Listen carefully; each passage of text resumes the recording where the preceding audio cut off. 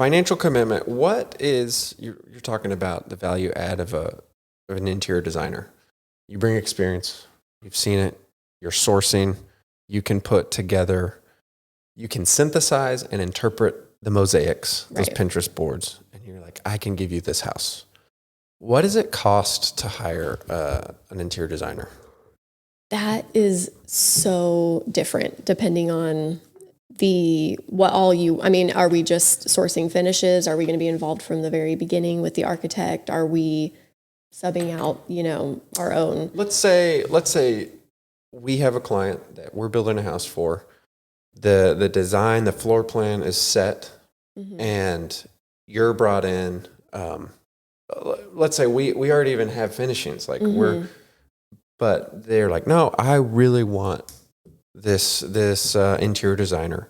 Do you have a fee for not even sourcing necessarily, like just design or feedback? And earlier you mentioned e-design. So can you walk through some of the options and how do people pay you? Yeah, it's a good question. It's with every project, our team has a meeting and we're like, oh, so we're going to do it a little bit differently this time, because every project is so different. We have tried so hard to create like one size fits all pricing, one price per square foot or one price per hour. It's very difficult to do with this work just because of the complexities and how personalized our service can be. But there are times when we're just going to do a brief, consulting someone throughout the process, and that might be an hourly fee. If we're going to be consulting throughout the entire process, that might be a square footage fee. Okay. And it does vary quite a bit.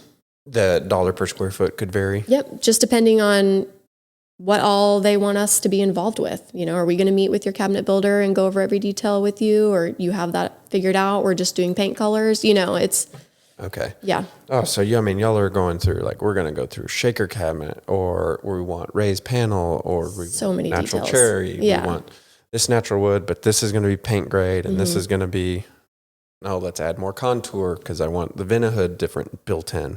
Right. Okay. It's so hard to give a one size fits all answer.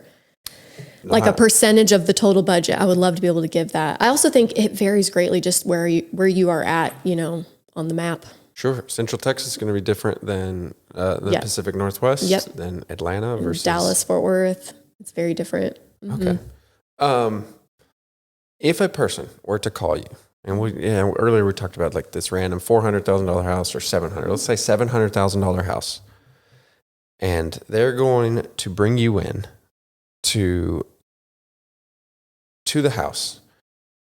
At what point does a interior designer save a homeowner money rather than cost them more? Like, if you get involved with the project and they're like, here's my budget, can I pay you and you actually save me money by adding design value but sourcing things cheaper? Or like, yes, like how that give me the value add monetarily of why somebody should hire you. I mean, I think a part of, where you can save would be materials, and we're going to have experience working with different materials. So that's one of the ways that we can save you money. We can say, you don't need to splurge on the $30 cabinet pole. Like, these $10 ones are going to do the trick. You don't use this area that often. And so just the, expertise and the experience is going to save you a little bit of money. And then you already kind of spoke to it, but just the added value at the end of the day, when you've got a space that flows better and is well designed, it's just going to be, your home's going to be worth more. Homes that are staged sell for a lot more than homes that aren't. And so absolutely, there is something to that. So I do think there is a lot of value add in a lot of different ways. Yeah, it's interesting. Different people have different strengths and skill sets, and the ability to see what doesn't exist, people don't have it. By and large, that is a specific skill. Right. And so when you're hiring an interior designer, you're hiring somebody that can see something that doesn't exist. Right. And then manifest it. Right.